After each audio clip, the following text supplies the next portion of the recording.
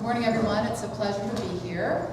About 8 years ago to the day, I was opening a new middle school in Montgomery County, and we were going to be a magnet school for the creative performing arts, which we still are, and I was seeking a Guerra, and from the moment that my team and I met him, we knew that he was the kind of person who could build our choral music program. Little did we know at the time we were going to also ask him to build our digital music program, but we had some really amazing funds to build what was really and still is a state-of-the-art digital music program and facility. And from the minute Chris entered our building, he really thought about how can he take us to the next level. And I always give the disclaimer to people that we are a magnet school for the arts, but students do not audition to come in, they come in through lottery. So it's really about a kid who is curious about, and sometimes is trained in choral music or performance or instrumental music, but oftentimes it's about taking a very curious emerging artist and turning them into a superior artist. And that's exactly what Chris has done. He has educated kids from our neighborhood and from beyond our neighborhood in choral music and digital music. He takes kids exactly where they are, and he helps bring them to a superior level. He doesn't expect a cookie cutter mold. In fact, if you saw our chorus with sometimes purple hair and sometimes afros and sometimes just, there's creativity that even sneaks in the gorgeous choral outfits and tuxes that he's prepped them in, but their creativity still seems to show through. And he is absolutely tireless. And I will tell you, I think we all know in education there is a lot of bureaucracy, particularly in the county that I've called home for 18 years, but somehow Chris figures a way to work around things. You know what, if I can't hold this kind of a fundraiser, then I'm going to share my teaching talents with kids, or I'm going to hold a workshop, charge a nominal fee, I'm going to put that right back into the music program so we can grow our music catalog. So that's the kind of thinker he is. If you're going to create some kind of red tape for me, I'm going to find a way that I can still get music out to kids and music into our program. And that's absolutely what he's done.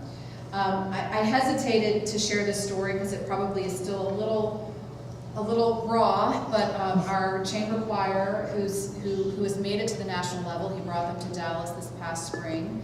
I do know the story that he offered the students a chance to perform for fun at Disney World, or to take them to Dallas to a conference to showcase their talents. It was adjudicated audition to perform at this conference, and all but one of his students chose Dallas over Disney World, so I think that really speaks to how he had convinced them. There was probably some hypnosis going on. But they even survived in Dallas. I was able to follow them on Twitter and could still remain calm that they were off in Dallas impressing a national audience. But just this week, they performed at our county adjudication. They received superior ratings from all of the judges of the performance. They did receive a 2 on sight reading, so that's what I said might be raw. But I loved it, and I'll tell you why. Because they were performing level 4 music. And so Chris took them to a place and said, let's stretch as a group.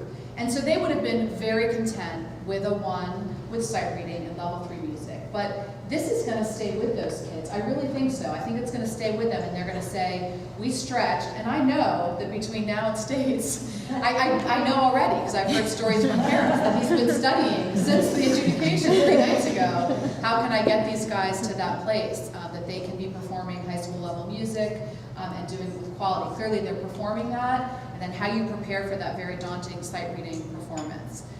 The last couple things I will say is that he is a learner himself. He has gone out and attended conferences and workshops. He's become an expert at Sibelius and GarageBand that few people even knew in our county 7 years ago. He's invited people in. Anytime a master's class has been offered to him, he's jumped at the occasion. I venture to say that his kids didn't know what he looked like for a couple of years there, and they probably still don't. But I know he puts his kids and their baseball and their academics and their pursuits in their college very much in the front of his work. But it just seems, I guess he just has more than 24 hours a day. That's ironically, he'll be jetting out of here soon. Our chamber choir is going to be performing at the Strathmore Center tonight on the A. Mario Loiederman staircase. I guess I could say they're going to be opening for Dionne Warwick.